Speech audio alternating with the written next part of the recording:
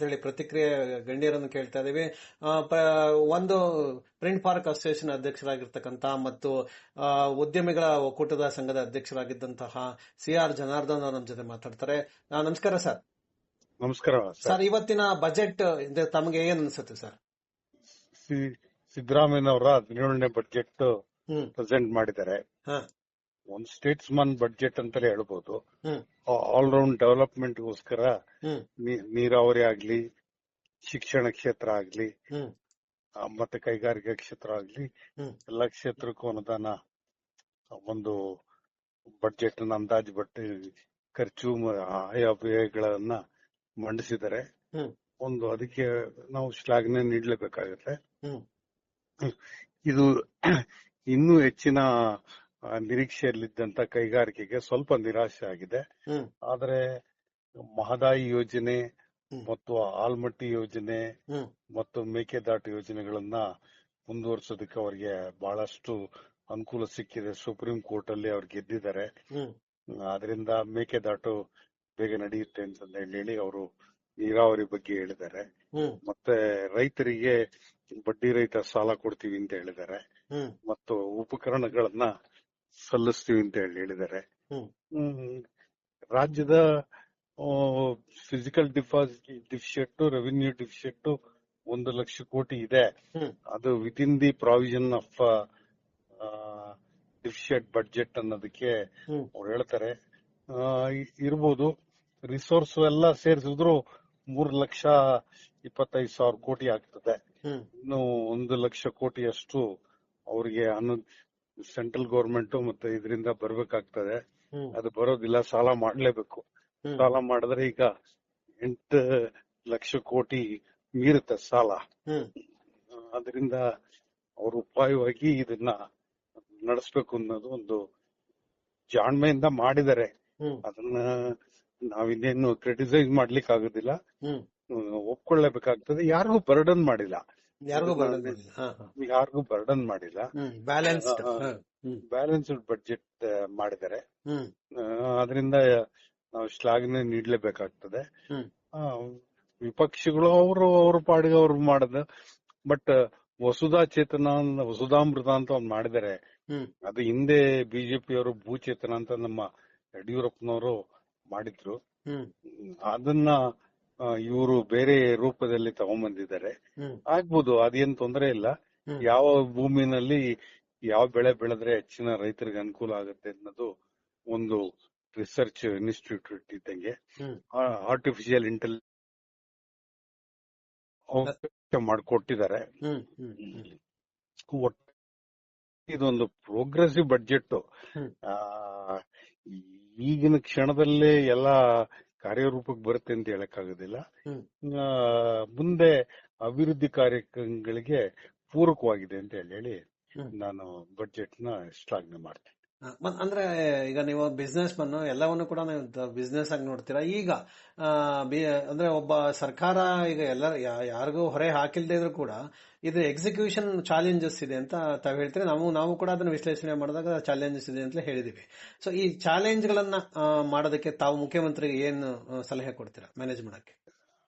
ಮುಖ್ಯಮಂತ್ರಿಯವರು ಭಾರಿ ಜಾಣತನದಿಂದ ಮಾಡಿದ್ದಾರೆ ಬಡ್ಜೆಟ್ ನ. ಅವರು 2,25,000 ಕೋಟಿ ನಮ್ಮ ಟ್ಯಾಕ್ಸ್ ಬರ್ತದೆ. 16,000 ಕೋಟಿ ನಮ್ಮ ಇದರಿಂದ ಸೆಂಟ್ರಲ್ ಗವರ್ಮೆಂಟ್ ಇಂದ 16,000 ಕೋಟಿ ಒಂದು, 75,000 ಕೋಟಿ ಒಂದು ಬರ್ತದೆ. ಅವೆಲ್ಲ ಸೇರಿದಾಗ ಒಟ್ಟು ಆದಾಯ 3,25,000 ಕೋಟಿ ಆಗ್ತದೆ.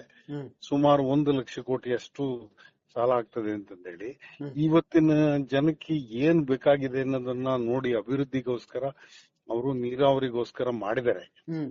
ಮತ್ತೆ ರೈತರುಗಳಿಗೂ ಸಪೋರ್ಟ್ ಮಾಡಿದ್ದಾರೆ.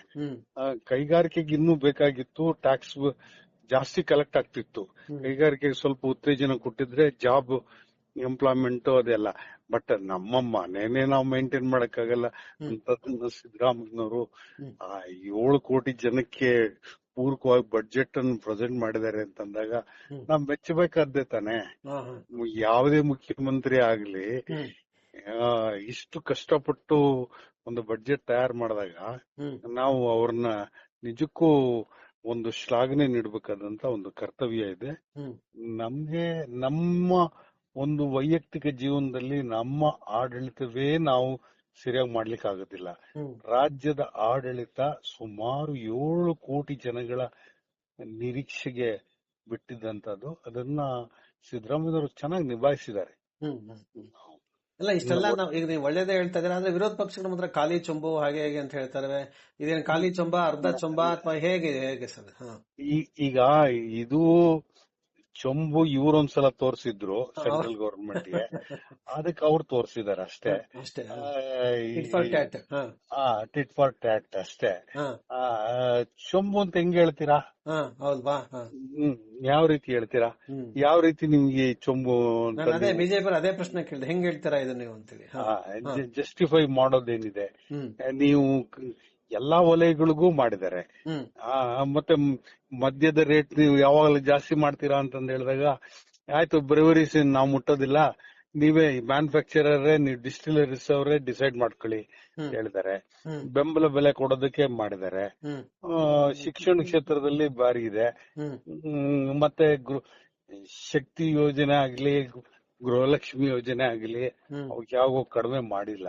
ಅವೆಲ್ಲ ಮಾಡಬಹುದಾಗಿತ್ತು, ಕ್ರಮೇಣ ಕಡಿಮೆ ಮಾಡಬಹುದಾಗಿತ್ತು ಮುಖ್ಯಮಂತ್ರಿ ಅವರು.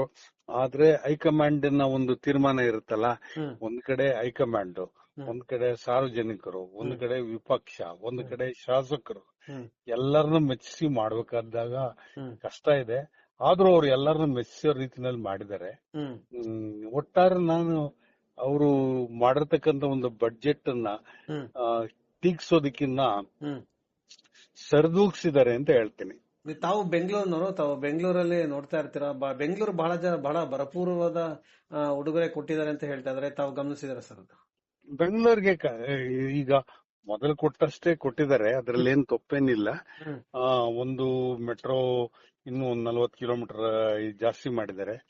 ಮತ್ತೆ ಎಲ್ಲ ಕಾಂಕ್ರೀಟ್ ರೋಡ್, ಇನ್ನೂ ಹೆಚ್ಚಿನ ಕಾಂಕ್ರೀಟ್ ರೋಡ್ ಮಾಡ್ತೀವಿ ಅಂತ ಹೇಳಿ 158 ಕಿಲೋಮೀಟರ್. ಅದು ಎಲ್ಲ ಒಂದು ಬೇಕಾಗಿರೋದೇ ಅದು ಇನ್ಫ್ರಾಸ್ಟ್ರಕ್ಚರ್.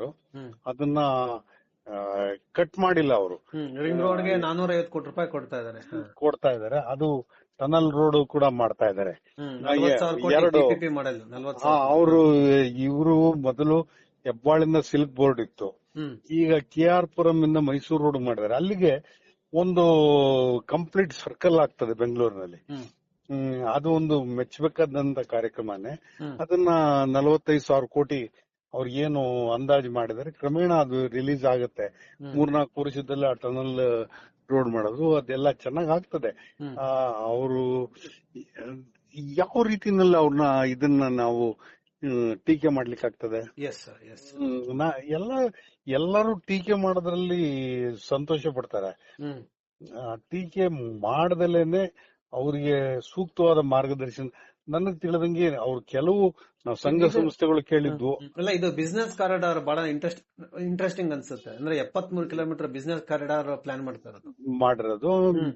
ಇದ್ರ ಜೊತೆಗೆ ಬೆಂಗಳೂರು ಟು ಮುಂಬೈ ಕಾರಿಡಾರ್ ನ ಡೆವಲಪ್ ಮಾಡ್ತೀವಿ ಅಂತ.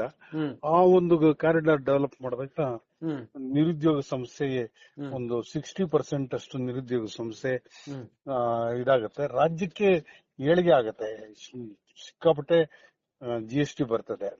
ಕೈಗಾರಿಕೆಗಳಿಗೆ ನೀವು ಎಷ್ಟು ಸಪೋರ್ಟ್ ಕೊಡ್ತೀರೋ ಅಷ್ಟು GST ನೀವು ತಗೋಬಹುದು. ಈಗ ನಿರುದ್ಯೋಗ ಅಂತ ಹೇಳಿದಕ್ಕೆ ನೀವು 56,432 ಹುದ್ದೆಗಳನ್ನು ಭರ್ತಿ ಮಾಡ್ತೀವಿ ಅಂತ ಹೇಳಿದ್ದಾರೆ, ಸರ್ಕಾರಿ ಹುದ್ದೆ. ಅದು ಅದಕ್ಕೆ ಪ್ರಾವಿಷನ್ ಮಾಡ್ಕೊಂಡಿದ್ದಾರೆ.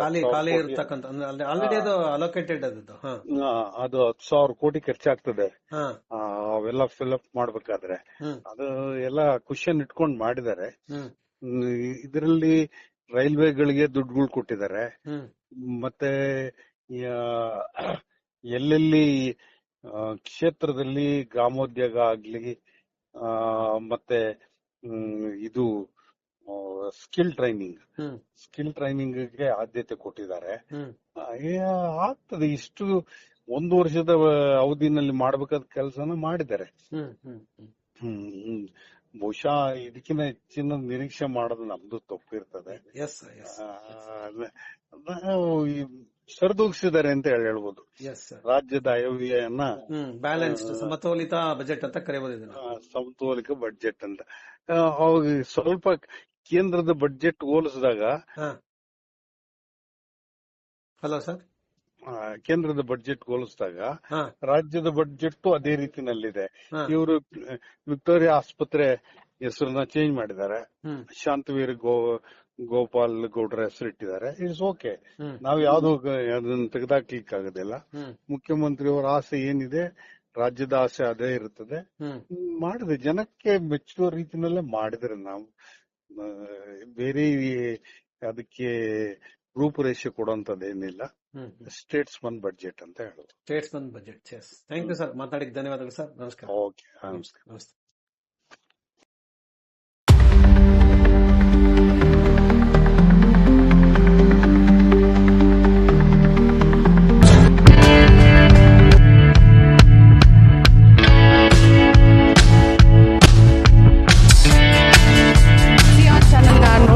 ಸಬ್ಸ್ಕ್ರೈಬ್ ಆಗಿ, ಲೈಕ್ ಮಾಡಿ, ಶೇರ್ ಮಾಡಿ.